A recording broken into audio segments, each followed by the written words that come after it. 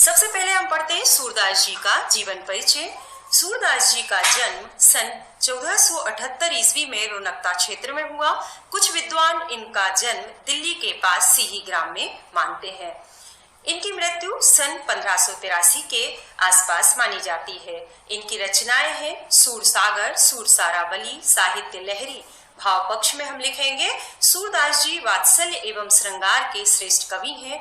गोपियां और कृष्ण के प्रेम का सहज वर्णन इन्होंने किया है। आप वात्सल्य रस के सम्राट भी कहे जाते हैं। कला पक्ष में हम लिखेंगे सूर के पदों में अद्भुत मिठास, मधुरता और कोमलता है। उनमें उत्प्रेक्षा, उपमा, दृष्टांत, रूपक, उद्धरण शैली के अतिरिक्त वक्रोक्ति अलंकार का प्रयोग हुआ है। अनुप्रास इनके पूरे काव्य में बिखरा हुआ है। सूरदास जी की भाषा ब्रज है और सूरदास जी का सारा साहित्य गेय है जिसे गाया जा सकता है। साहित्य में स्थान भक्तिकालीन सगुण काव्य परंपरा में आपका महत्वपूर्ण स्थान है। काव्य पाठ का सारांश। प्रस्तुत कविता में सूरदास जी के प्रसिद्ध ग्रंथ सूरसागर के भ्रमर गीत से 4 पद लिए गए हैं। जब कृष्ण मथुरा चले गए तब वहां से उद्धव के माध्यम से निर्गुण ब्रह्म और योग का उपदेश देकर गोपियों की विरह वेदना को शांत करने का प्रयास श्री कृष्ण ने किया, परंतु गोपियों को उद्धव के इस शुष्क संदेश पसंद नहीं आया और यहीं से भ्रमर गीत का प्रारंभ माना जाता है। पहले पद में गोपियों की शिकायत सही है कि उद्धव ने कभी स्नेह के धागों में वो बंधे ही नहीं, उन्होंने प्रेम ही नहीं किया, तो वो गोपियों की विरह वेदना को कैसे समझेंगे। दूसरे पद में गोपियों की स्वीकारोक्ति है कि कृष्ण से मिलने की उनकी जो अभिलाषा है वो मन में ही रह गई। और तीसरे पद में हम पढ़ेंगे कि उद्धव की योग साधना को उन्होंने कड़वी ककड़ी के जैसा कहा है और अपने कृष्ण के प्रति एकनिष्ठ प्रेम की गहराई को बताया है। चौथे पद में उद्धव को ताना मारते हुए उन्होंने बताया है कि कृष्ण ने अब राजनीति पढ़ ली है और गोपियों द्वारा उद्धव को राजधर्म याद दिलाया गया है और ये सूरदास की लोकधर्मिता है। पहला पद है उद्धव तुम हो अति बड़भागी, अपरस रहत स्नेह तकाते, नाहिन मन अनुरागी, पुरैन पात रहत जल भीतर, तारस देह न दागी, ज्यों जल माह तेल की गागर, बूंद न ताको लागी, प्रीत नदी में पाँव न बोरियो, दृष्टि न रूप परागी, सूरदास अबला हम भोरी, गुर चाटी ज्यों पागी। सबसे पहले हम इनके शब्दार्थों को देखते हैं। बड़भागी का अर्थ होता है भाग्यवान, अपरस का अर्थ होता है नीरस, तगा का मतलब होता है धागा या बंधन, पुरैन पात यानी कमल का पत्ता, दागी का अर्थ होता है दाग या धब्बा, परागी का अर्थ होता है मोहित हुई और पागी यानी लिपटी हुई। संदर्भ, इन चारों पदों का संदर्भ यही रहेगा। कविता का नाम लिखेंगे हम सूरदास के पद और कवि का नाम लिखेंगे हम सूरदास जी।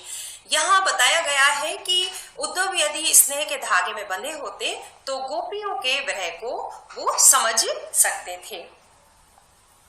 भावार्थ में हम समझेंगे यहाँ गोपियां व्यंग करते हुए कह रही हैं कि उद्धव तुम हो अति बड़भागी, अपरस रहत स्नेह तगाते, नाहिन मन अनुरागी। अर्थात हे उद्धव तुम बड़े भाग्यवान हो, तुम तो हमेशा प्रेम रूपी बंधन से दूर रहे हो, तुमने कभी प्रेम के खिंचाव को जाना ही नहीं, तुम्हारा मन कभी कृष्ण के प्रेम में डूबा ही नहीं।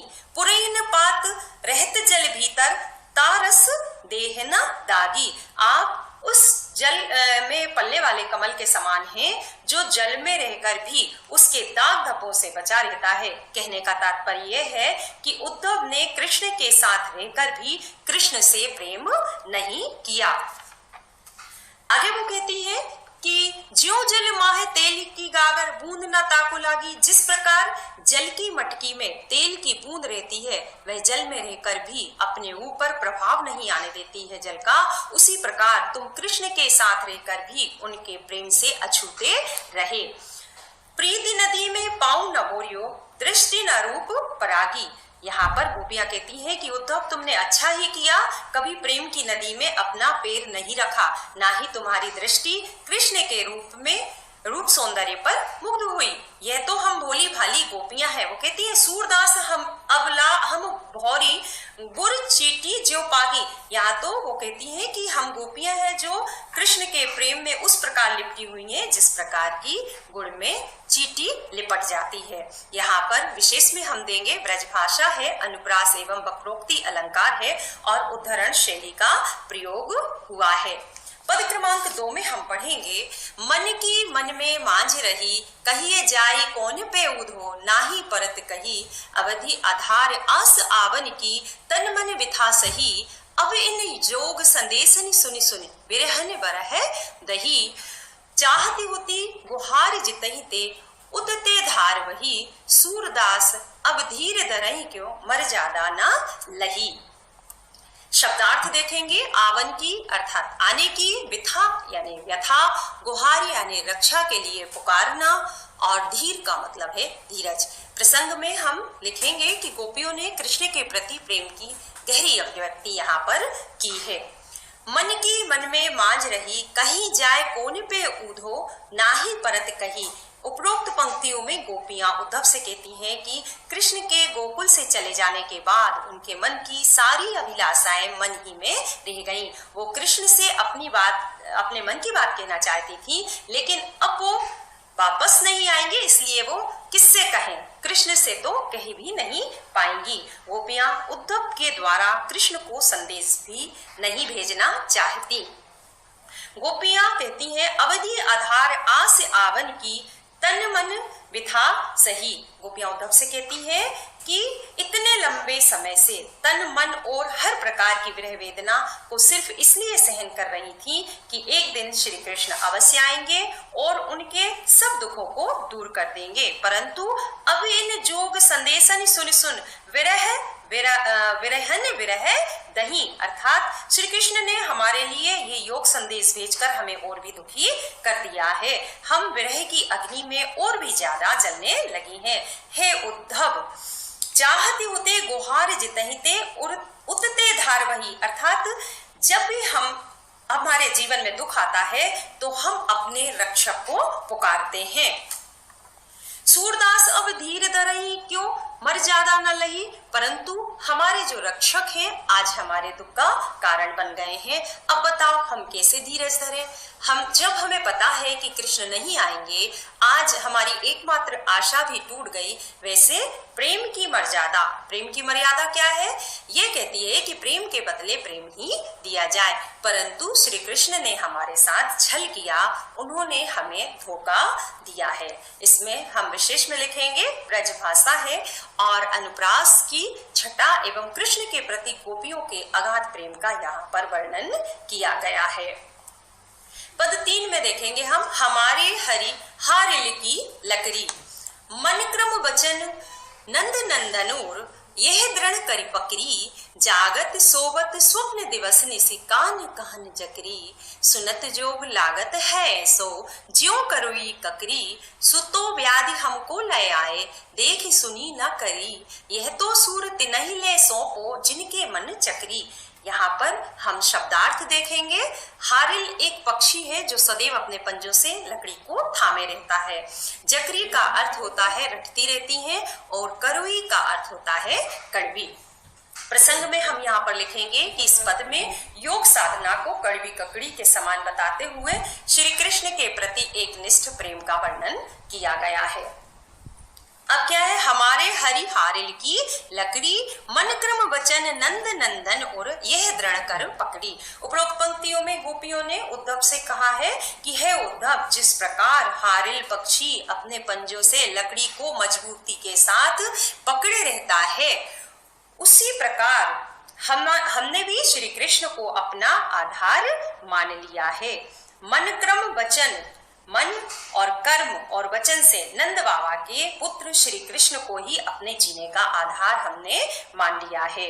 जो जागत सोवत स्वप्न दिवस निस, कान कान जकरी, हमारा रोम रोम सोते जागते दिन रात स्वप्न में भी कृष्ण का ही नाम जपता रहता है। इसलिए सुनत जोग लागत है सो, ज्यों करोई ककरी, मतलब रोग लग चुका है। अब हमें सुतो व्याधि हमको ले आए, देख सुनी न करी। हे उद्धव, आप ये कौन सी व्याधि हमारे लिए ले आए हैं जिसके बारे में हमने ना कभी सुना है, ना जाना है और ना ही कभी इसको देखा है। आप जो ये संदेश लाए हैं वह जाकर किसी और को सुनाओ जिसे कृष्ण के प्रेम का रोग न लगा हो। अर्थात यह तो सूर तिनहि ले सोखो जिनके मन चक्री, मतलब जिसका मन चंचल हो। हमने तो कृष्ण के प्रेम का रोग लगा लिया है और हमारा मन कृष्ण के चरणों में स्थिर हो चुका है, इसलिए अब इस योग संदेश का हमारे ऊपर कोई असर नहीं होगा। यहाँ पर ब्रजभाषा है, अनुप्रास अलंकार है और गय शैली है, पूरे पदों में गय शैली है।